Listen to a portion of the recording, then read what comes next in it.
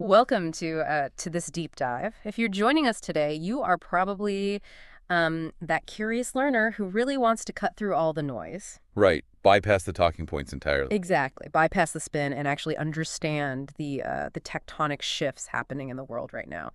Because today is Monday, March 2, 2026. It is. And we are currently witnessing, what can only be described as an unprecedented convergence of just massive world-altering events, all happening at the exact same time. It truly is a staggering moment in modern history. Mhm. What we're looking at when you actually pull all the threads together is this extraordinary assertion of executive power. Across three very distinct, very volatile fronts, we're seeing the traditional boundaries of, presidential authority being tested, stretched, Yeah. and in some cases completely redefined. So first we have this fierce domestic standoff over immigration enforcement, and that has literally paralyzed the United States Senate and streets across the country. Second, a direct, unprecedented clash with international justice institutions over in Europe. And third, the launch of a major U.S. military operation in the Middle East. Right. Okay, so let's unpack this. What are we actually looking at today? We have a really fascinating array of information to guide us. We do. We've got a very dense stack of source material. We are looking at direct, word-for-word transcripts from the U.S. Senate floor, specifically the congressional record from January 28th, 2026. We are examining the literal text of official White House executive orders. We're also pulling in some really in-depth analysis from the Human Rights Data Analysis Group. HRDI. Right, HRD, and the American Jewish Committee, or AJC. Plus, we're looking at on-the-ground reporting by The Guardian and Iran International, just to understand the sort of kinetic realities of these policies. And our mission for you, the listener, is to help you connect the dots between domestic policy, international law, and global conflict. We want to extract the why and the how behind the headlines you're seeing everywhere. Exactly. We want to look under the hood of these massive geopolitical machines and show you how the engine actually works, without getting bogged down in information overload. Now, before we go any further, I really need to address the elephant in the room here. For sure. Because the rhetoric today is at an absolute boiling point, with both the political left and right using incredibly charged, highly polarized language. So our job today isn't to pick a winner. Absolutely not. Our job is to strip away the spin, look at the literal text of these executive orders and Senate floor transcripts, and show you exactly what arguments are being built. I want to make it crystal clear to you, neither of us here is taking a side. No, we are not endorsing any political viewpoint. Our goal is strictly to impartially report on the claims, the arguments, and the facts exactly as they are presented in the source material. We're here to help you understand the core of these debates, not to tell you what to think about them. Precisely. We're essentially examining the architecture of the arguments. We want to understand the foundational logic that each side is using to justify their actions. Right. And to understand the current global posture, we really first have to look inward. Because the way a government wields power at home is often a perfect mirror for how it intends to wield power abroad. So we have to look at the intense fracturing happening on the floor of the U.S. Senate, because it sets the philosophical tone for everything else we're going to discuss today. Let's set the scene. It's Wednesday, January 28, 2026. The United States Senate is in session. And if you were just tuning into C-SPAN that morning, drinking your coffee, you would think it was a completely normal, almost sleepy day in Washington. Just totally routine. Exactly. It begins with routine bipartisan business, the kind of mundane legislative housekeeping that has defined the chamber for 2 centuries. You have Republican Senator Chuck Grassley of Iowa taking the floor. Right. And he begins by praising the 53rd annual March for Life. And then he pivots to giving this incredibly warm, extensive farewell speech to his legislative director of 25 years. A man named James Rice. Yes, James Rice. And it's a moment that feels entirely plucked from a different era of politics. Grassley talks at length about agricultural trade tours they took together. And he talks about how Rice is a dual citizen of Estonia. Which leads to this great detail where Rice had this incredibly quirky, deeply personal tradition of hosting an annual observance of St. John's Day in the Senate office. Yeah, he would celebrate Estonian Victory Day. Right, to mark the defeat of German troops in 1919. Which is such a weird, specific peak Senate decorum thing. It is. It's polite. It's institutional. It highlights the deep, quiet machinery of congressional staff who just keep the government running. Grassley is standing there talking about this staffer treating the office like an embassy for Iowa, wishing him well in his new career in academia. It's a beautiful institutional moment. But that slice of normalcy serves as this incredibly jarring, almost cinematic contrast. Because in the Senate, there's a procedural mechanism called yielding the floor. It's when a senator officially relinquishes their speaking time, allowing the presiding officer to recognize the next speaker. It's usually a seamless, polite handoff. But On this morning, the very second Grassley yields the floor, the atmosphere in the chamber completely detonates.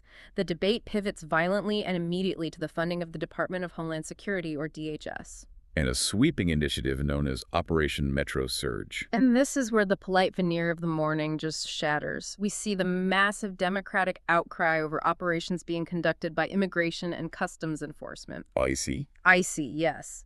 The transcripts detail a parade of Democratic senators: Warren, Durbin, Klobuchar, Smith, Murphy, Merkley, Van Hollen, Padilla, Whitehouse, Schiff. Just one after another. Taking the floor one after another to unpack what they describe as an absolute nightmare unfolding in blue states. Particularly focusing on the events in Minnesota. Yeah. When you read the transcript of what they're actually entering into the official congressional record, it grounds this massive federal policy debate into a highly localized, deeply personal reality. They aren't just talking about abstract policy. They're focused on the tragic deaths of 2 U.S. citizens during these ICE operations. First, Renee Good, a 37-year-old mother. Right. According to the Senate record, she was shot and killed while dropping her kid off at school. Senator Warren notes this heartbreaking detail that she had stuffed animals in her glove compartment. And her last words to the agents who shot her were simply, "I'm not mad at you." It's devastating. The second death, highlighted extensively by the Democratic senators, is that of Alex Preddy. He was a 37-year-old ICU nurse for the VA in Minneapolis. The reporting entered into the record states he was killed by masked federal agents in broad daylight. We're trying to help a woman who had been pushed to the ground by an agent. His last words, which were apparently captured on civilian video and played across the news, were, "Are you all right?" spoken to the woman he was trying to assist. Senator Warren actually read a tribute from Preddy's final nursing student into the official record. Yeah, the student described him teaching them how to care for arterial lines. Managing 4 DOMs, watching over every single heartbeat of the veterans in his care. The student wrote, and I quote, "He carried patience, compassion, and calm as a steady light. He was incapable of causing harm." And the student pleaded with people to honor him by standing up for peace, with a cup of black coffee in hand and a couple of pieces of candy in their pocket, just as he would. It's an incredibly powerful piece of testimony to put into the congressional record. It is. And the Democrats in the Senate are using these highly specific, deeply emotional details to build a very specific legal and structural argument. They're arguing that DHS and ICE have essentially transformed into an unaccountable, roving secret police force. They cite operations being conducted without judicial warrants, agents operating without identifying badges, and critically, a complete lack of what law enforcement calls deconfliction. Okay, let's pause and define that, because deconfliction is a term that gets thrown around a lot in police procedurals, but it is fundamentally important here. What does a lack of deconfliction actually mean on the ground? So deconfliction is the standard mandatory process by which different law enforcement agencies coordinate their actions. To avoid stepping on each other's toes. Or worse, shooting each other. If the FBI is going to raid a house in Chicago, they notify the Chicago Police Department. They deconflict. Right. This ensures that a local beat cop doesn't accidentally respond to a report of armed men breaking into a house, only to end up in a shootout with plainclothes federal agents.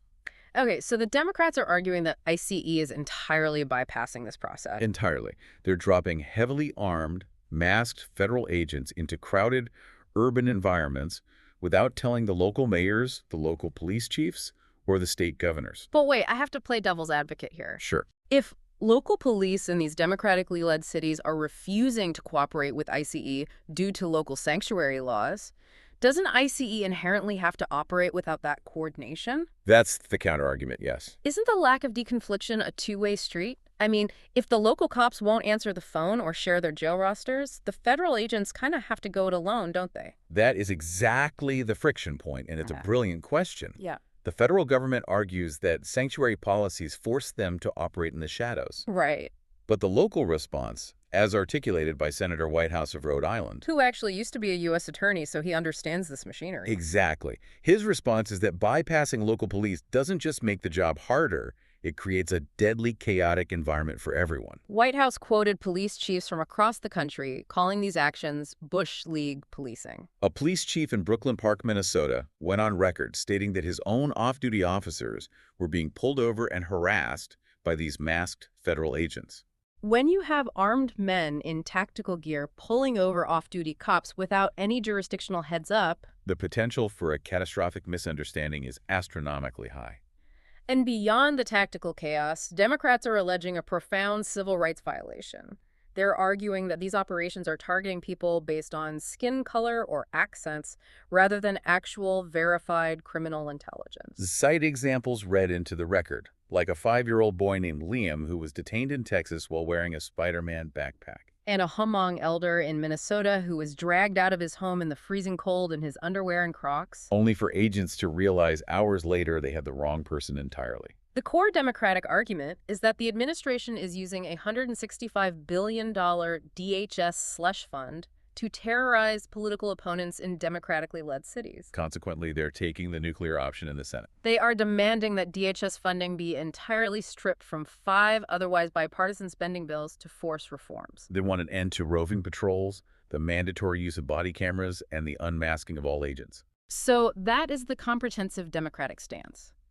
But to understand why the government is currently paralyzed, we have to look at the Republican defense. Which is equally passionate, equally dug in, and rooted in a completely different framing of the exact same events. Let's pivot to the opposing viewpoint, which is primarily articulated in the Senate transcripts by Republican Senator Eric Schmitt of Missouri.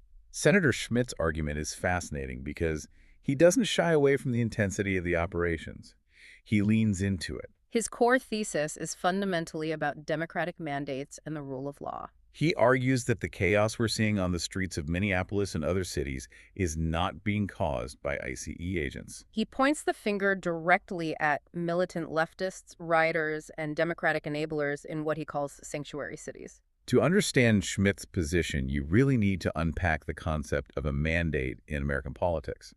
A mandate is the idea that when a politician wins an election, especially a decisive one, they've been given a direct, undeniable instruction from the voters to enact their platform. And Schmitt argues that the president won the 2024 election on a clear, defining, undeniable mandate.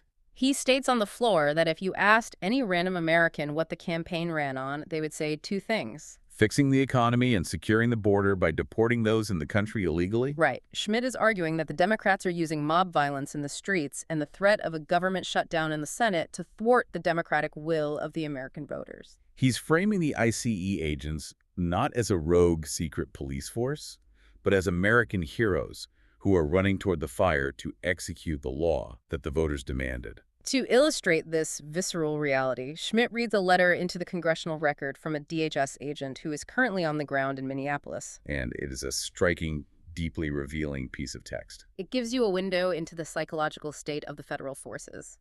The agent describes operating in negative 40-degree wind chills. The agent states they have stacked close to 2,000 detainees in a staging building that was only designed to hold 500. I want to read the exact quote Schmitt provided because it's just so raw. Go ahead.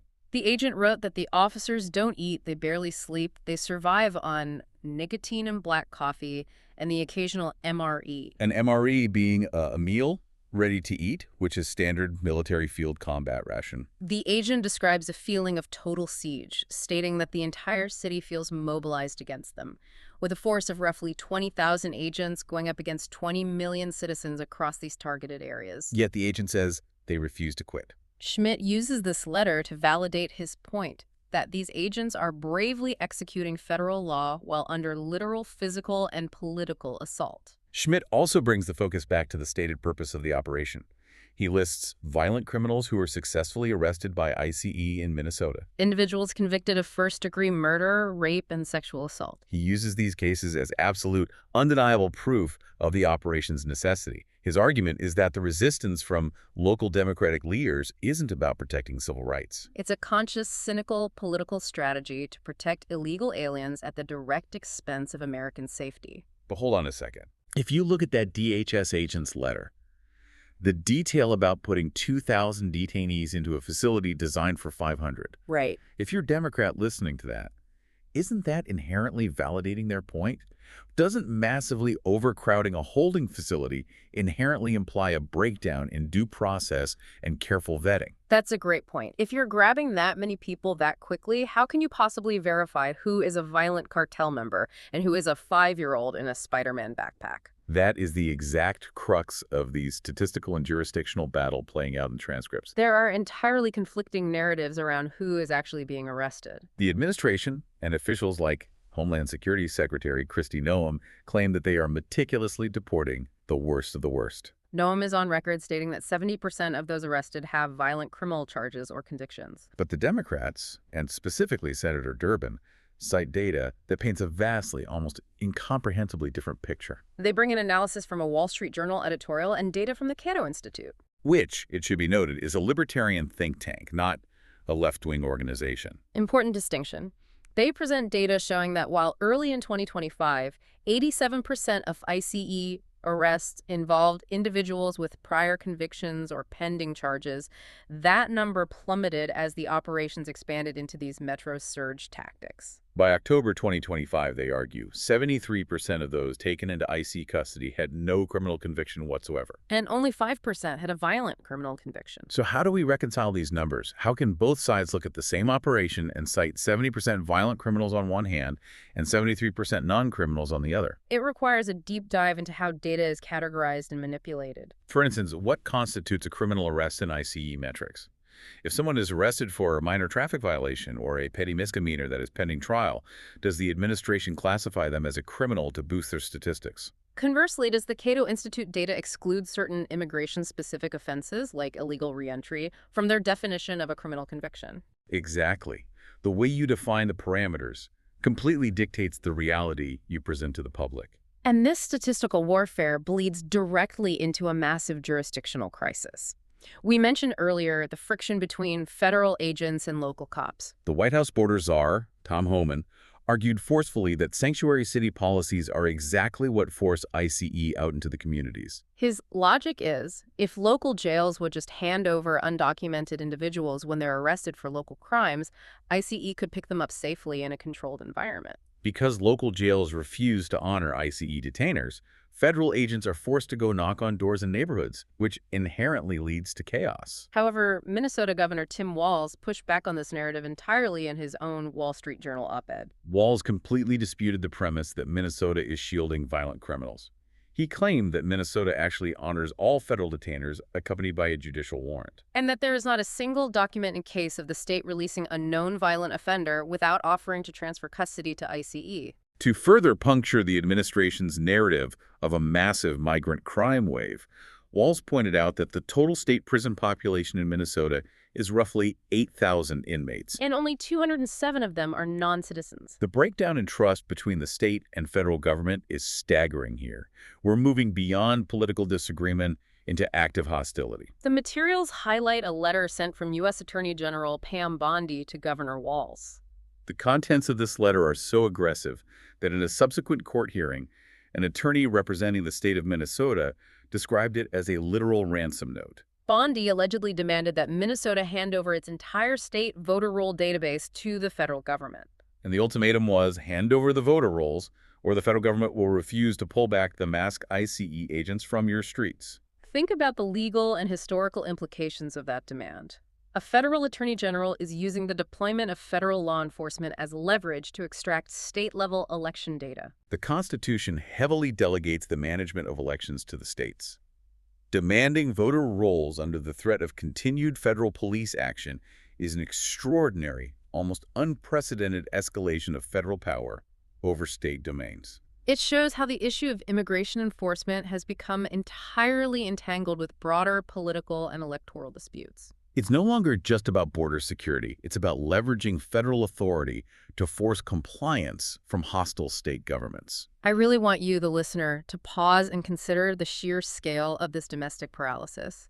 We're talking about the United States government hovering on the absolute brink of a total shutdown. And it's not over tax rates. It's not over a standard budget deficit or infrastructure spending. It's because the two political parties cannot agree on the fundamental definition of what constitutes legitimate law enforcement in this country. One side looks out the window and sees rogue, masked agents murdering citizens without due process. The other side looks out the exact same window and sees heroic lawmen executing a democratic mandate to save the country from violent mobs. The gap between those two realities isn't just wide, it's terrifying. It's a gap where the basic social contract begins to unravel. And that willingness to assert executive authority, to push past traditional jurisdictional boundaries and ignore intense domestic pushback, it does not stop at the water's edge.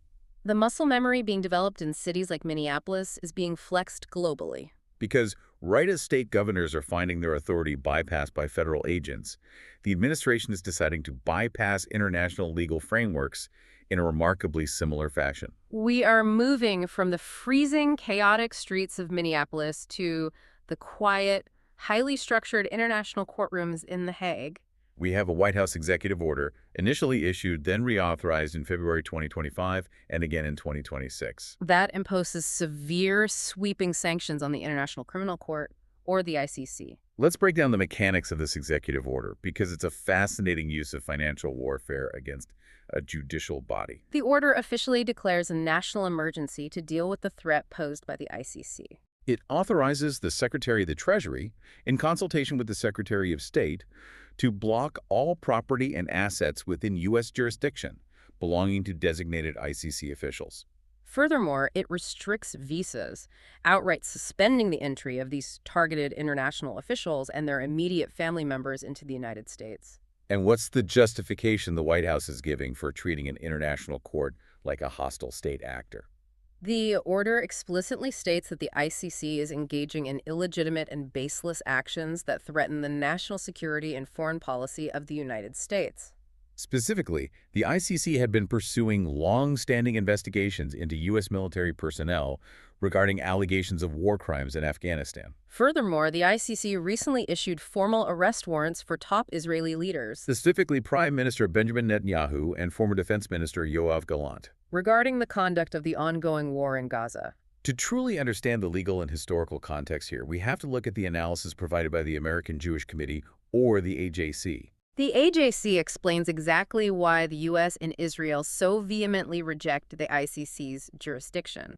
It's not just a political disagreement, it's a foundational legal dispute.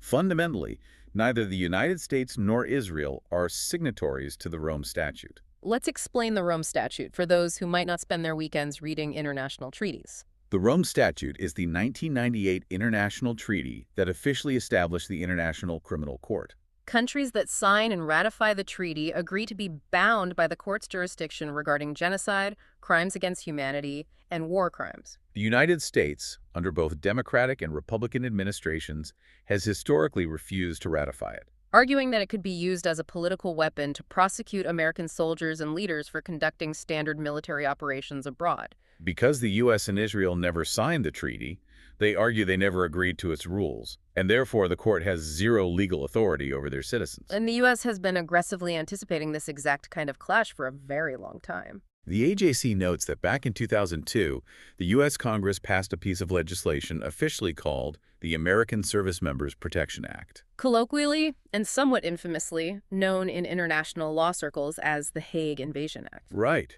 and it earned that nickname because the law actually authorizes the President of the United States to use all means necessary and appropriate, which implicitly includes military force, to bring about the release of any U.S. or allied personnel being detained or imprisoned by, on behalf of, or at the request of the International Criminal Court. So the U.S. legally codified its right to invade the Netherlands to break its people out of The Hague if necessary. Furthermore, the AJC points out a vital foundational legal principle of the ICC called complementarity. This principle dictates that the ICC is designed to be a court of last resort. It's only legally supposed to step in if a country's own domestic judiciary is completely unwilling or unable to investigate and prosecute grave crimes. Think of a collapsed state or a dictatorship where the courts are just an arm of the military. The AJC, and by extension the U.S. and Israeli governments, forcefully argue that Israel does not fit that description. They argue Israel has a robust, highly independent domestic judiciary that frequently challenges the military and the executive branch. And that this judiciary is currently actively investigating allegations of military misconduct in Gaza. Therefore, they argue, by issuing warrants for Israeli leadership, the ICC completely ignored its own mandate of complementarity and overstepped its bounds. But the ICC went ahead and issued the warrants anyway. And the U.S. retaliated by dropping the hammer with these sanctions. And this is where the geopolitical abstraction suddenly gets incredibly personal and, frankly, bizarre. We have on-the-ground reporting from The Guardian about the actual human beings, the specific judges who are currently facing the wrath of these U.S. sanctions. We're talking about Kimberly Prost, a judge from Canada, and Luz del Carmen Ibáñez Carranza, a judge from Peru. It's crucial to understand who these women are. These are not political operatives. They are high-level, internationally respected jurists who have spent decades meticulously weighing complex, horrifying accusations of war crimes and genocide in international tribunals. And suddenly, overnight, via the stroke of an executive pen in Washington, they find themselves placed on a U.S. sanctions list. The exact same mechanism usually reserved for international terrorists, nuclear proliferators, and cartel bosses. The Guardian piece details how jarring and absolute this excommunication is. Let's look at Judge Prost, the Canadian. Because the U.S. financial system is deeply intertwined with global commerce, the sanctions don't just stop her from visiting New York. She had her credit cards summarily canceled by her banks, who were terrified of running afoul of the U.S. Treasury Department. Her Amazon account, her Google accounts, just instantly wiped out. She couldn't book a flight. She couldn't even use an app to call an Uber. Because these basic utilities of modern life are controlled by American tech and financial monopolies, the sanctions effectively erased her from the modern digital world. It creates a massive psychological and practical chill. The U.S. government is essentially saying, if you investigate us or our allies, we will not just dispute your jurisdiction. We will actively dismantle your ability to function in modern society. And the cruelty of the piracy is that it extends far beyond the judges themselves. Judge Ibáñez Carranza detailed how her daughter, who has absolutely nothing to do with the ICC or its investigations, had her U.S. visa revoked and her own personal Google accounts canceled as collateral damage. It's a form of collective punishment applied to the families of international civil servants. And the irony here is just thick. Judge Ibáñez Carranza pointed out a deeply absurd reality. She had previously been sanctioned and tried in absentia by the Russian Federation, receiving a 15-year prison sentence from Moscow. Because she was part of the ICC panel that issued an arrest warrant for Vladimir Putin over the illegal invasion of Ukraine. So a few years ago, she was sanctioned by Putin for upholding international law, and now she is sanctioned by the President of the United States for doing the exact same job. Which highlights the exact profound fear expressed by human rights organizations globally. We have analysis from the Human Rights Data Analysis Group, HRD-Day. They argue that these sanctions are not just a defense of Israel, they're a direct, calculated attack on the fundamental rule of law and on the concept of scientific, objective accountability. They point to a very revealing quote from an unnamed U.S. official who spoke to Reuters. This official admitted that behind closed doors, there was a growing acute concern in Washington that by 2029, the ICC might turn its attention away from Israel and begin building cases to prosecute the U.S. president or his cabinet members. HRD-Day's argument is foundational to democratic theory. No leader, not even the President of the United States, commanding the most powerful military in human history, should possess the power to unilaterally undermine a global court simply out of fear that they might personally face future prosecution. They state that equality before the law must apply to everyone, regardless of their geopolitical weight. And this isn't just a fringe NGO complaining. The global pushback against Washington is real and measurable. 79 different countries, including major stalwart U.S. allies like Canada, Denmark, and Brazil, signed a joint, formal letter unequivocally supporting the ICC and condemning the U.S. sanctions. Warning that Washington's actions threaten to irreparably erode the international rule of law. And this is the crucial defining pivot point for our entire deep dive today. What we're seeing in The Hague is the United States administration explicitly, proudly rejecting international oversight. They're systematically dismantling the constraints of global treaties and foreign judiciaries, asserting absolute, unvarnished national sovereignty. And that philosophical posture, the belief that American executive power should not be constrained by international borders or legal frameworks, sets the perfect explosive stage for the final piece of our source material. Unilateral military action. Because that willingness to completely disregard international boundaries legally in The Hague is the exact same muscle the administration is flexing militarily. Right as these judges are finding their bank accounts frozen in Europe, the administration decides to bypass international law in a much more kinetic way over the skies of the Middle East. Which brings us to the global flashpoint, late February 2026. Breaking news interrupts everything. The president releases a highly produced video address announcing that American forces have officially begun a major combat operations against the Islamic Republic of Iran. This is a massive generational escalation. We're moving from proxy skirmishes and covert sabotage to direct, overt war. The stated targets of this initial campaign are vast. Iran's entire ballistic missile capabilities, their naval forces in the Persian Gulf, and their extensive network of regional terrorist proxies. The rhetoric in the address is intense, and it's highly tailored. He makes direct appeals to different factions within Iran. To the Iranian security forces, the Revolutionary Guard, he delivers a blunt ultimatum. Lay down your weapons immediately or face certain death. He vows to raze their missile industry to the ground and annihilate their navy. But then he shifts his tone completely and speaks directly to the Iranian public, the civilians. He tells them to stay sheltered, to avoid military installations, and declares the hour of your freedom is at hand. It's rhetoric explicitly designed to encourage a domestic uprising while the bombs fall. We also have to look at the monumental military buildup that preceded this announcement. References were made to a beautiful armada that the U.S. had quietly gathered in the region over the preceding months. Analysts examining the intelligence compare the sheer scale of this naval and air deployment to the massive logistical buildup that preceded the 2003 invasion of Iraq. We're talking about multiple carrier strike groups, squadrons of strategic bombers relocated to regional bases, and heavily layered missile defense systems to protect Allied airspace. So what's the justification? When you launch a war of this magnitude, you need a casus belli. A Latin term meaning an act or event that provokes or is used to justify war. What is the administration's stated casus belli? A long history of grievances, pointing to decades of proxy attacks against the U.S., stretching all the way back to the 1983 Marine barracks bombing in Beirut, Lebanon, which killed 241 U.S. service members. He points to Iran's continued defiant nuclear program and the rapid development of advanced ballistic missiles that, he warns, could soon reach the United States homeland.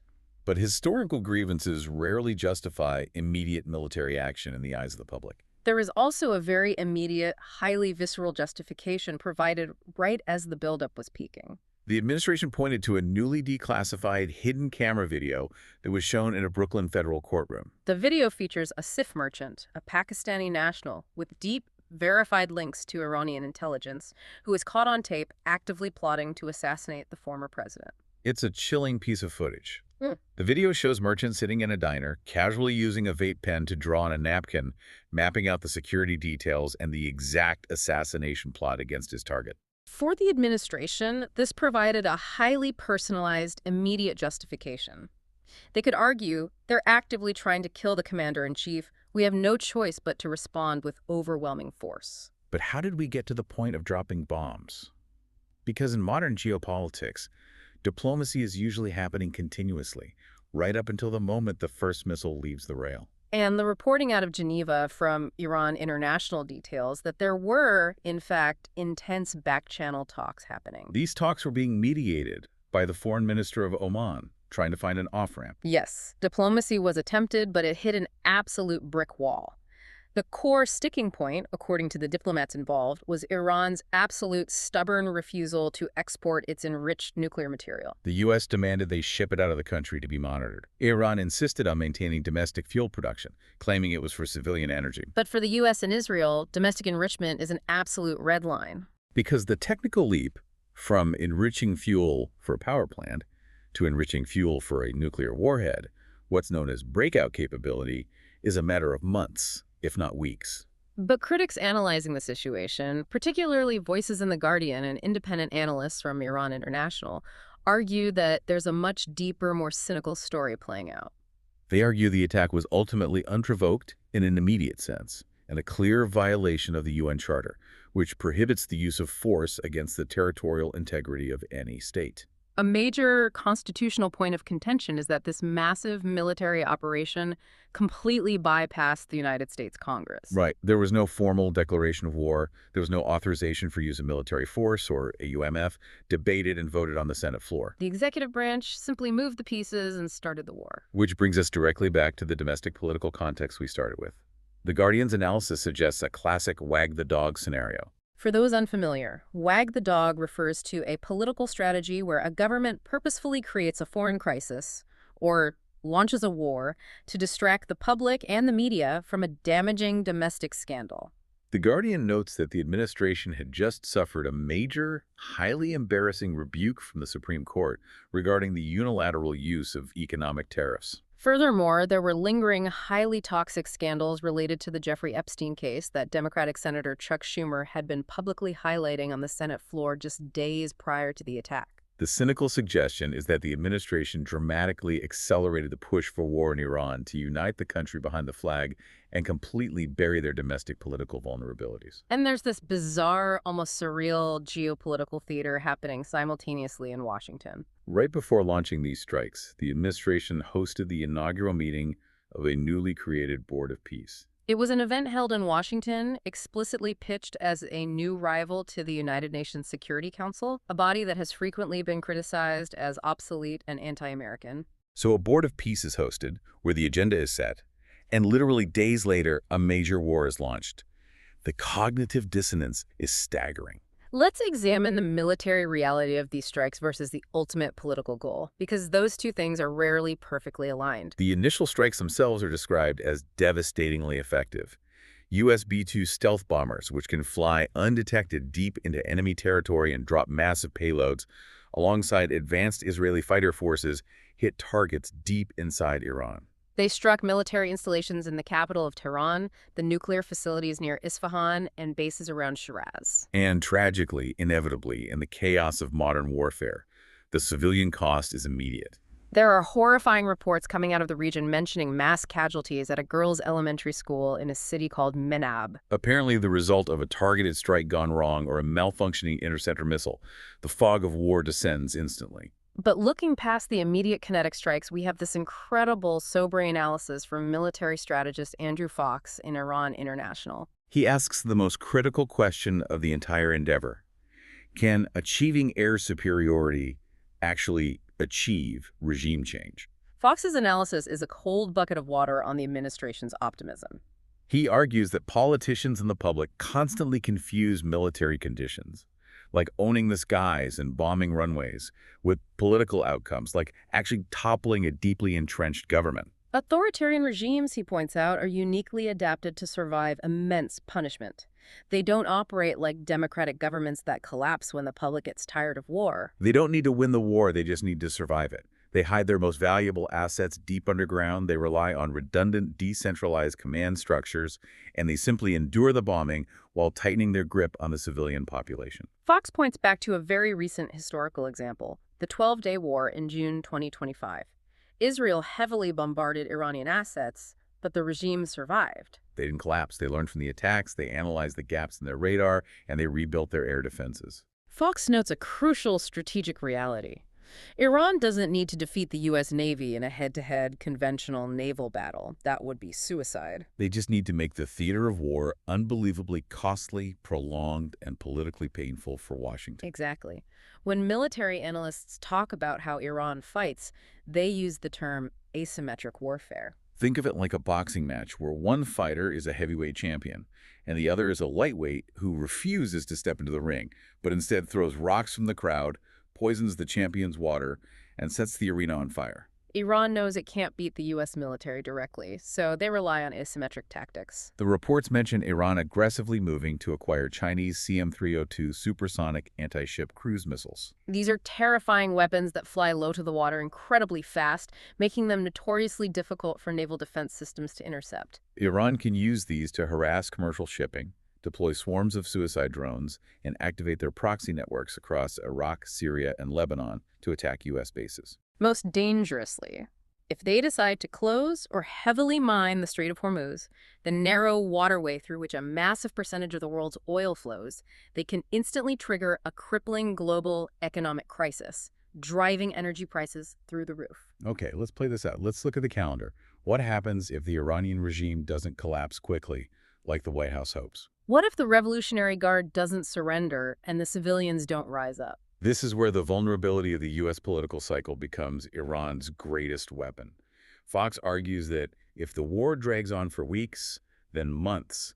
The American public's tolerance for military casualties and economic disruption will inevitably plummet. We saw it in Iraq, we saw it in Afghanistan. As the domestic political cost rises, the administration might be forced to quietly scale back its grand goals of regime change. They might have to spin a much more limited mission of simply degrading capabilities as a total historic victory, pack up and go home.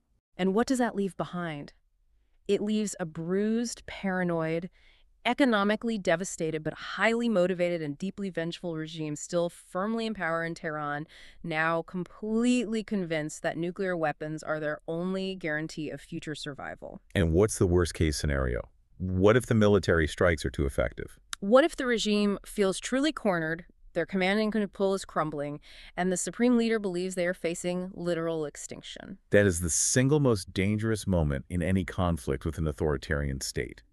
If the leadership believes the end is truly near, the traditional deterrents that usually prevent catastrophic escalation completely disappear. They have nothing left to lose. They might resort to shocking acts of international terror. They might attempt to vastly internationalize a conflict by directly attacking neighboring countries to drag them in. Or, as some intelligence analysts deeply fear, they might deploy whatever chemical or biological weapons they possess in a final apocalyptic strike. The neat, clean assumption that a decapitation strike leads to a peaceful, democratic transition is historically flawed.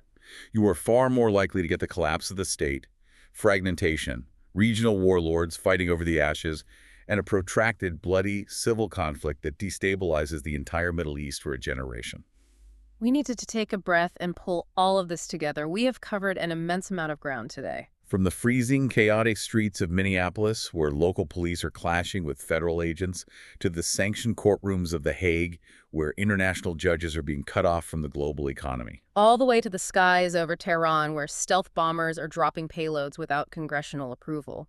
We are witnessing a profound historical redefinition of American power. Absolutely. The central unifying thread connecting all of these seemingly disparate events is the aggressive, unapologetic assertion of executive authority. For you, the listener, the ultimate takeaway from this deep dive is how deeply interconnected these three crises actually are. The tools of state power, whether they're being used to indefinitely detain American citizens domestically without warrants, to financially ruin international judges who dare to investigate U.S. allies, or to unilaterally launch stealth bombers across the globe without consulting the legislature. They're all rooted in a singular, unified philosophy. It is a philosophy of executive power operating entirely outside of traditional institutional guardrails. It's the explicit rejection of the idea that the executive branch is bound by local jurisdictions, by international treaties, or by the co-equal legislative branch of government. It's the belief that the mandate of the executive supersedes the friction of the system. And that leaves us with a final provocative thought to ponder as we wrap up. We've seen the sheer, overwhelming force being deployed today. But history shows us over and over again, from the streets of occupied cities to the halls of the UN, that establishing dominance, whether that is gaining tactical control over a city neighborhood, bullying an international court into submission, or achieving air superiority over a foreign nation. That is often the easy part. The true test of enduring power isn't the ability to strike the blow. It's the ability to manage the vacuum left behind. Exactly. If the traditional stabilizing systems of local law enforcement trust, international legal frameworks, and regional military deterrence are all dismantled at the exact same time by the exact same administration, What exactly takes their place tomorrow? when the dust finally settles in Minneapolis, in The Hague, and in Tehran, what rules govern us? It's a question that will define the next decade of our lives. Thank you so much for joining us on this deep dive. Keep questioning the narratives, keep looking for the connections, and above all, stay curious.